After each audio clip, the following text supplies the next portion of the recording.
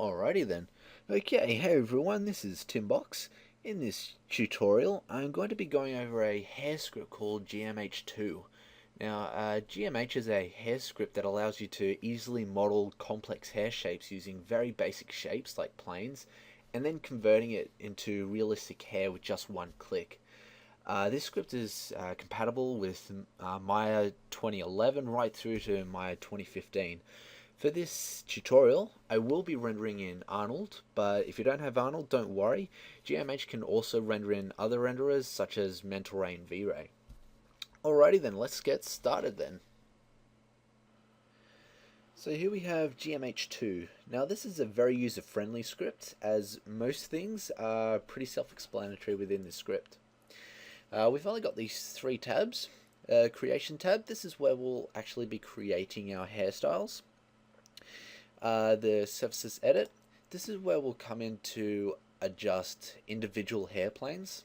And here we have the dynamics tab. Now for this tutorial, I won't be going too much into dynamics at all. I'll mainly be going over the creation and surface tools to show you how to create realistic looking hair using this script. Okay, so here we have our character, so let's jump in and give him some hair. Now when it comes to actually modeling your hair, there are a couple of types of meshes that you can model with that are compatible with GMH. You can use planes or hollow meshes, like any one of these. Depending on the style that you're going for, personally I prefer to use the planes with the edges, the supporting edges like these, just because they're easier to manipulate and you avoid strange clumping like this. So just depending on the style that you're going for, you may wish to use any one of these. Right, so back to our character. Let's start creating the hair planes for him. So we'll create a single plane, bring it out here. Now let's just move this out of the way and we'll focus up on this plane. So as you saw before, we want to make it a rectangle, maybe a little bit thinner. There we go. And let's drop the subdivisions. Don't need that many. There we go. That should suffice. Alrighty, let's bring it up to character's head. There we go. Yep. Alrighty, now this is the more difficult part, and also the most time consuming. You really want to make sure that you get the right sort of shape. Don't be too concerned about getting it exactly right, because when you actually add in the when you convert it, it will most likely look a little different to what you thought it might. And once you actually do convert the hair, you can actually come through and edit exactly like this, which is a really great thing about the script. You don't have to worry about brushes or anything like that, which can be extremely time consuming. All you're concerned about are the planes. That's it.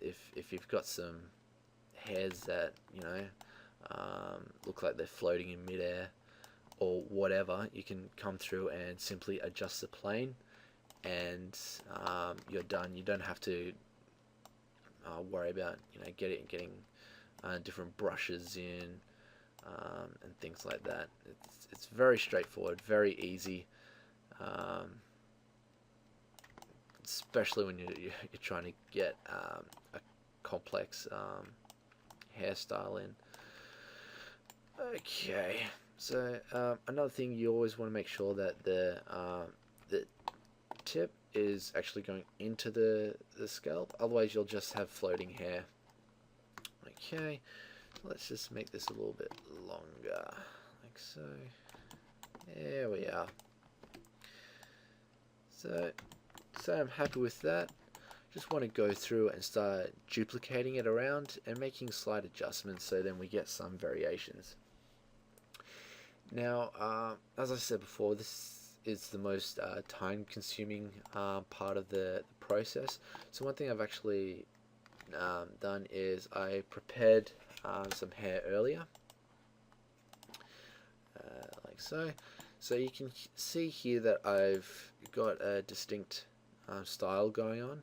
I've really focused on flow and direction of the hair, just to make it look natural. And even though it most likely won't be perfect when I convert it, I can still come through and make slight adjustments. So while you set up your character's hairstyle, feel free to pause this video, and when you're done, we can come back and we can actually start converting the planes into hair. Alright, now that we have our hair planes all set up, now we can start the fun stuff. Alright, now let's bring our script over here and let's create a style. So we come down to create GMH style. We'll call this Rudy base. There we go, and press OK. Now that we have our style, we select it, and here we have two tabs. You don't really have to worry too much about it. However, if you are working on another computer that does not have the GMH script, you still are able to make adjustments to the hair by selecting the hair system tab right here, and it just comes up here where you can make all your selections. But what we'll do now is, now that we've created our system, let's start converting our planes. So there's two ways that you can do this. You can select all your hair and having that highlighted, your geometry highlighted, press apply GMH style. Or you can go through individually and apply the style.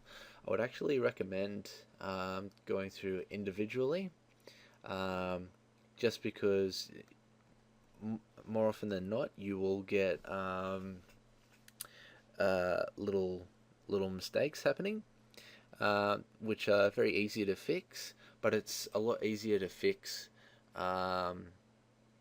if you've put the geometry through one at a time than trying to sieve through all the hair fibers trying to fix problem planes. So when you pump one of your planes through the script, pressing apply GMH style, this is what happens. This is our hair. Now there are a couple of ways it can turn out. This is what we want. The darker tips are the base, whereas the lighter tips are the tips of the hair. If it were to come up like this, where it's all funky and to the side, we come under the surface tab and select rotate. See, now we've got the hair that's upside down, and there. That's what we want.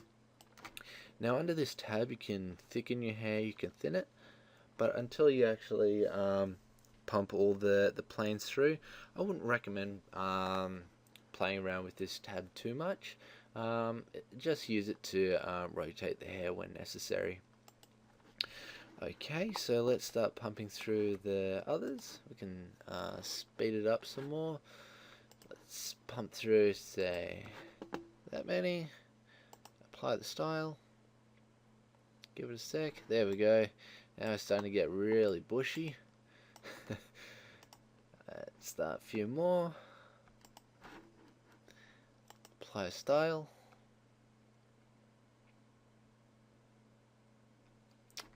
we go. And the last lot. Let's apply these. And there we go. Now we've got some hairs here that are at the side. So let's select these and deselect that. Here we go. Go into surface edit, rotate. There we go. Ah, that's backwards. Let's rotate that again. So you can see why I recommend going through one at a time, because it is quite dense. Well, not really dense, just really messy and all over the place. It can be a little difficult to see. And this one here, there's probably a few others, but when we go through and actually take control of the hair, it'll be a lot more obvious which ones need tweaking. Okay, now from here, let's just do this. Now from this point, we want to edit the style. So we come down here to edit GMH style, and we come back to this tab. Or you can just select this, like I said before, and it brings this up. Now these two tabs are really the only tabs that you've really got to concern yourself about. With segments, it's default at 8. Basically what it's doing is it's applying segments to the hair follicles. The fewer segments that you have, the more rigid it's going to look, and the more you have, the smoother it's going to look. The more segments you have, it's going to slow down your render, and if you've got quite a few planes like I do here, if you've got it up too high, you'll actually crash Maya. So that one needs to be rotated. There we go, that's better. Let's move this over here. Okay, back to the system. So we really want to keep that at default. That's pretty good. Length min and length max, that's just giving it minimum and maximum lengths to have. The preset is pretty good at this point. So we come under here to hair system. And now first let's get the scale correct. So let's bring this right down. There we go. Already it's looking so much nicer. But as you can see, now we have huge gaps. But now we can see which hairs need to be rotated. This one, come over here, rotate. There we go. Rotate. That one needs to be rotated again. There we are. And this one needs to be rotated as well. There we go.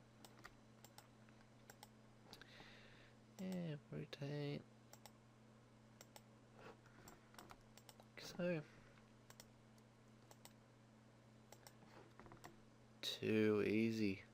The rest are pretty good. Now you can see here with some of these, I'll have to come through and fix them up because they're obviously not sticking into the scalp. There's that one here. These ones are pretty good. So let's just go back to the system and maybe scale this up a little bit more. Now it's okay to have it a little bit bigger, because what we'll come to do down here under clump scale is just adjust this, lower this, and you usually want the end bit to be a little bit lower, like so.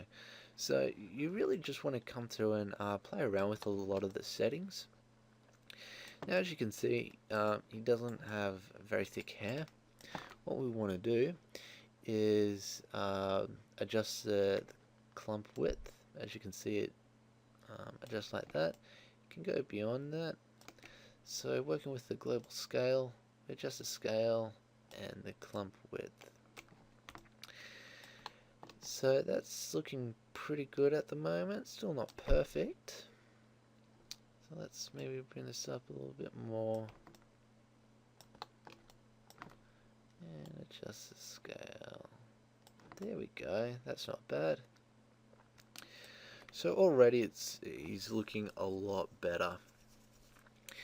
Now in fact we'll bring it down just a little bit more and we'll actually start adding more hairs into the clumps. This will make it look a lot thicker. Usually a good setting is 30 or 40. Now as you can see what has just happened, I've got too many hairs in the scene, and to allow the scene to keep running, it'll take away from the viewport. Now these will still render out. It's just easier to have them there, so then we can actually see the adjustments that we're making. So that's looking pretty good. Now another thing that for the hair to look realistic is the width. 0.1 is very thick for hair. For it to be realistic, you really want to find a good balance between the clump width and the hair width. I find that between 0.01 and 0.03 is usually pretty good. Now you won't see it in the viewport. You will only notice it when rendering. And down here with hair scale, you can make adjustments there, just like what we did with the clump width scale. Now display quality, again, you know, if you're getting a lot of hairs, it just makes the scene a lot lighter. It won't affect your render at all. That's just to make the scene lighter on your system. Okay, so down here we can adjust the twists, as you can see there. I'm not personally a big fan of it, but you know, it depends on your character. You can do some stuff with curl. Noise is pretty good, but if you're going to have noise, I'd recommend being very subtle about it.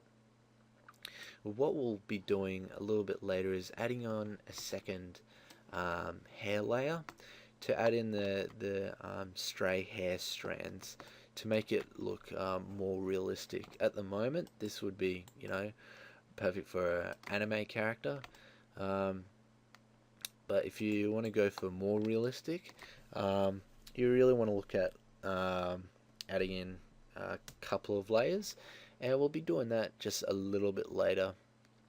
Now you can go into displacement if you want. I personally haven't really had the need to go into that, but let's just do a very quick render of the hair at the moment and just see where it's at. Alright, so here we have our render. It's not too bad. It needs to be fixed up in several places. So we've got this pretty big gap here. And I'm not really happy with the ends. They're a bit too sharp for my liking. So we'll probably adjust the ends of the clumps and maybe even thin out the hair a little bit more. And just play around a little bit more with the clumping. Alright, so let's first fill up this gap. Now there's two ways I could go about this. I could I could grab this plane, duplicate it, and apply the new plane through the script.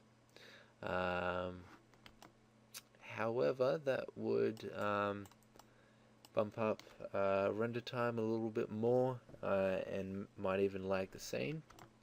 So what I'll actually do is I'll take this plane and I'll move it into a better position.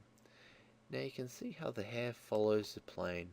Now this is the really awesome bit about GMH, and that it's so easy to make adjustments where you need to, and very, very quickly. This sort of adjustment would take, you know, hours with, you know, brush tools and things like that. So this is only taking me, you know, less than 5 minutes to do, and I'm getting the right sort of shape I want. There we go, and we'll move it a little bit over. There we go. I think I might even shorten it up a little bit. There we go. That's looking better. And let's grab that edge and make sure that it's going into the scalp, like so. Alright, now let's slower this a little bit.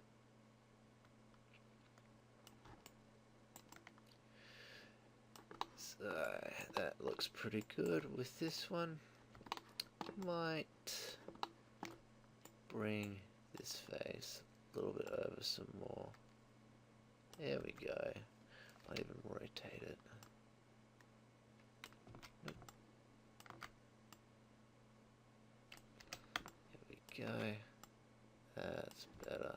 Might bring this one back a little bit.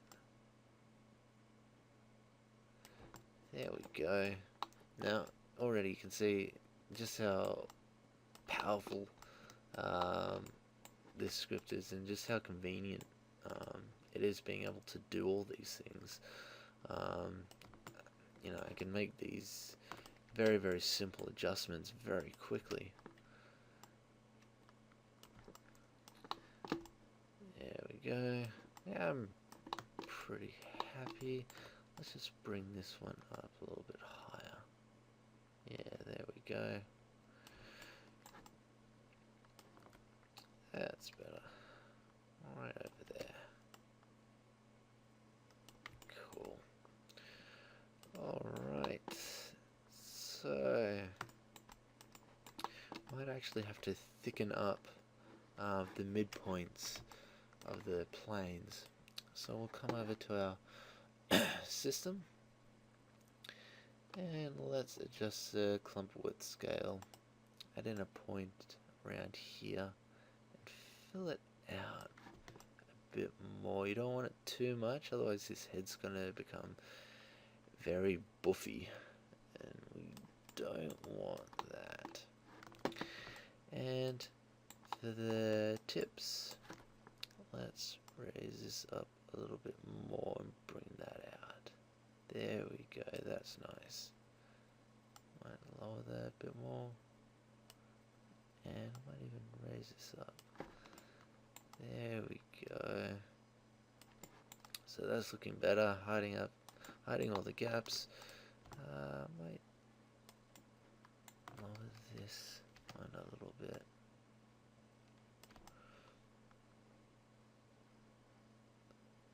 Like so. These bits need to go into the scalp.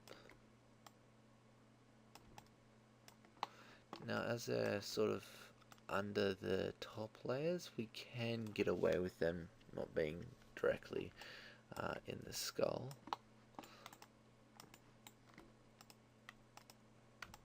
So, yeah, that should be pretty good. Got some loose hairs there. So, let's take this vertex and bring it down some more. So it can become a little bit fiddly,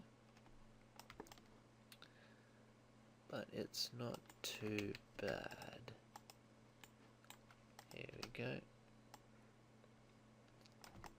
If you have tighter hairstyles, like in buns or tied back, it can be a little bit easier.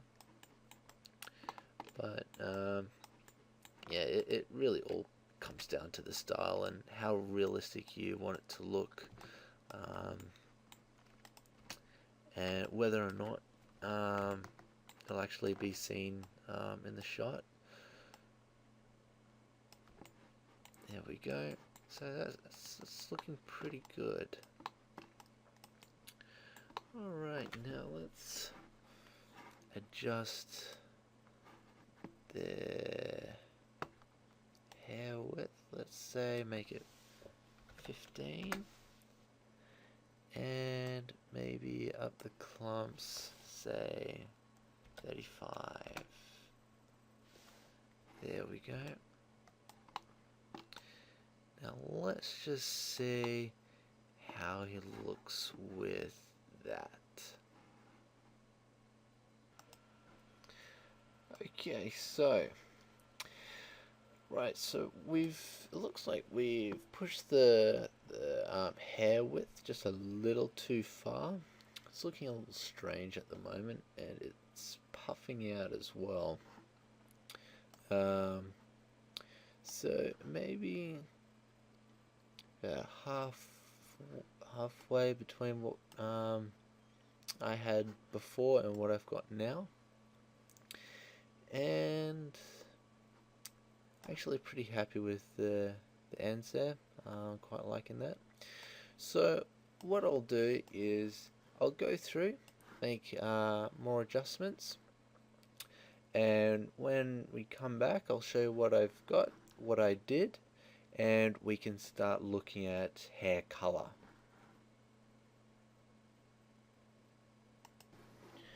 Alright, so here's the latest render. Pretty happy with this.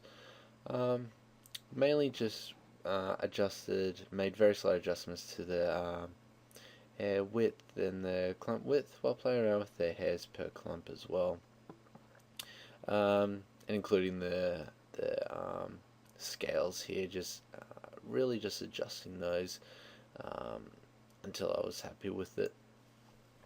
I didn't do very much with the noise, the curl, or anything like that.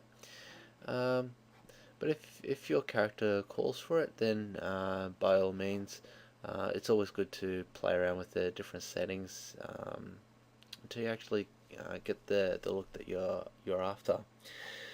Right, so before we actually go in and texture the hair how we like it, what we'll actually do is create a secondary style to make it look a little more natural with, you know, some stray hairs, and make it look a little bit more messy.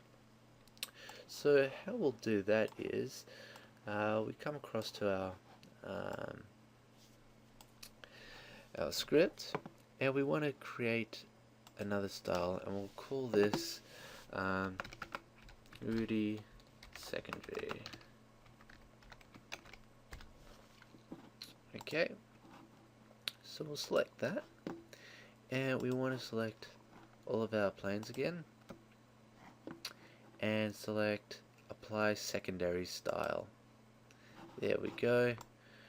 So as you can see, it's pretty messy. Now by the looks of it, only about a couple of them went through. So what we'll just do is it'll be easy if we just delete that and create the secondary again.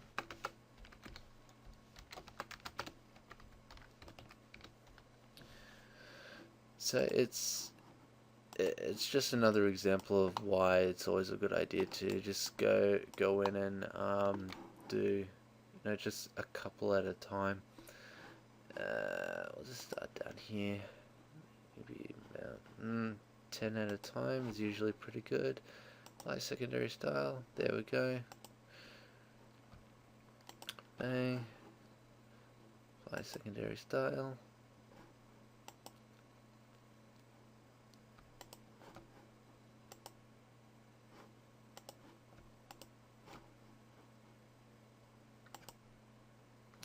Now this looks like it's pretty overboard.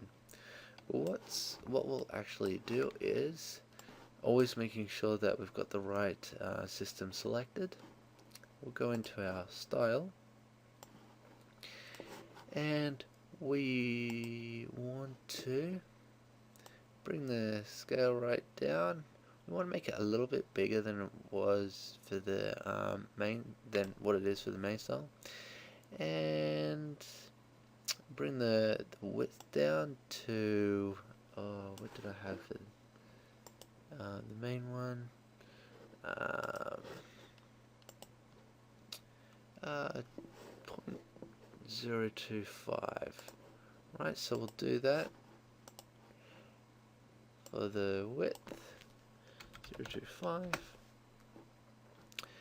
and we will also bring down the number of hairs per clump. We'll have that quite low, and this is where we can actually come in, where I like to personally add in some noise, make it a little bit more, you know, messy, and just a clump scale.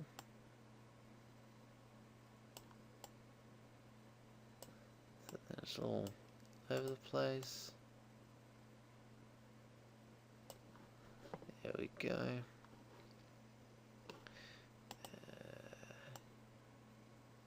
That looks pretty good. Just scale a little bit more.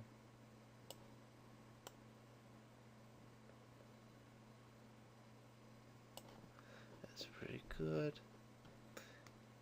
Hair clump width.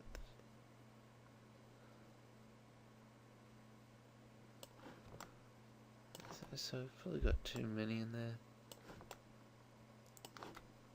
Make it a little bigger.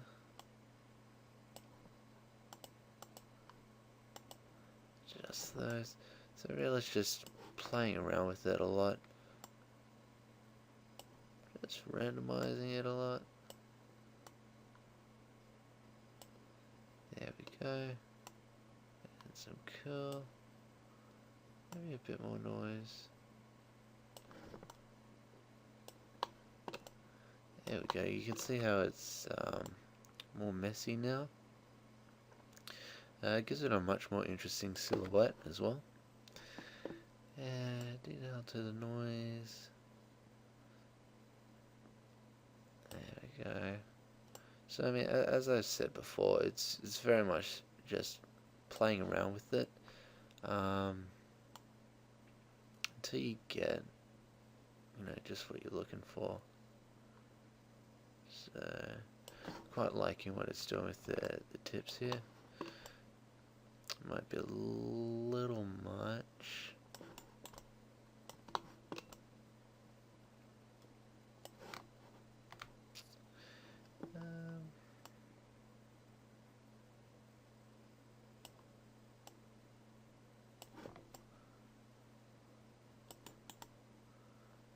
I'm getting fairly happy with that.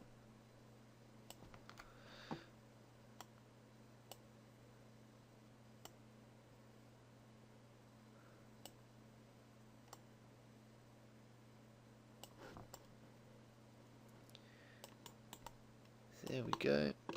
And let's just see how this renders. Alright, so here's the new render, and I am actually really quite liking it. You can see how in the old one everything was really quite straight and clean, whereas adding in that second layer just makes it look so much more real and natural, and it just gives the hair a lot more character as well. So I'm really happy with that.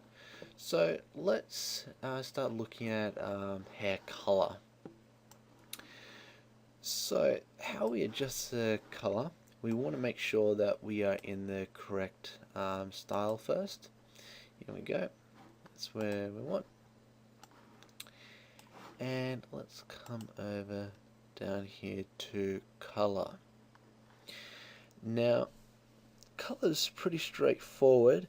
The thing to remember is with specular, you want to be very, very careful, because if you have like a very bright specular, it can change the entire color of your hair. So for this particular character, we'll give him a brown, dark brown hair color. So as you can see, it's updating in the viewport. So like that, maybe a bit more grey.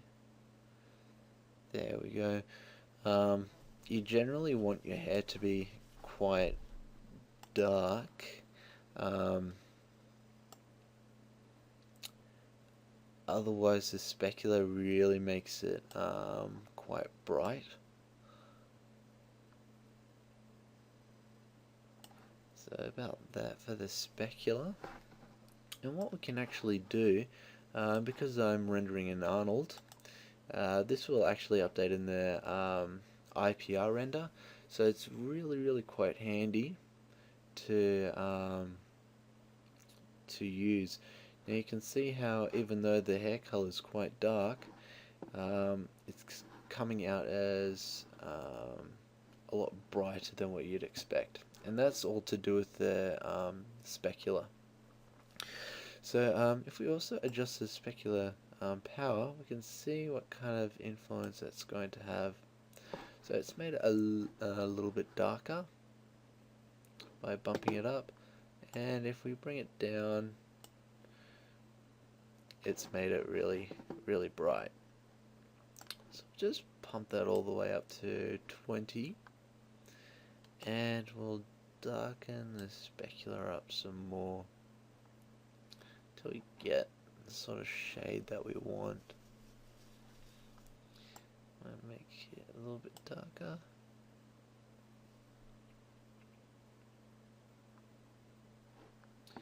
Now these tabs down here, these just randomizes the diffuse, specular, hue, saturation, and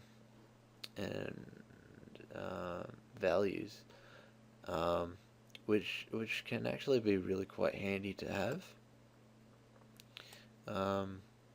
Just makes it look a little more natural. And I'll make this give it a little more color.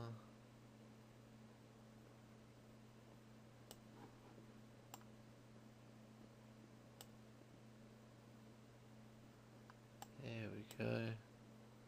That's looking nicer.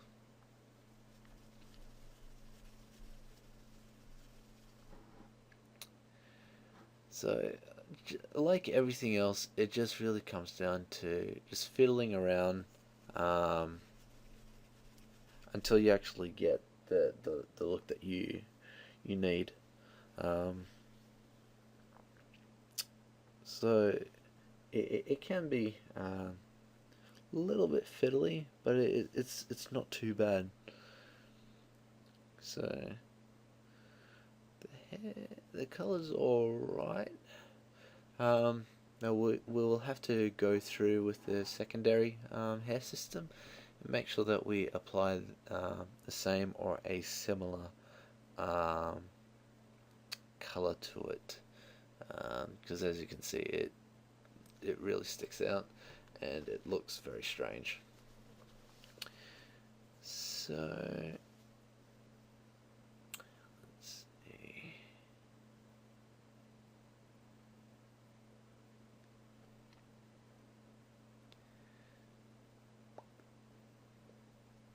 that's not too bad. I might darken it up a little bit more. Then I'll go to the secondary layer and actually start applying a similar sort of shader to it. So if we just bring that back and we select our secondary one, and let's adjust the color to that.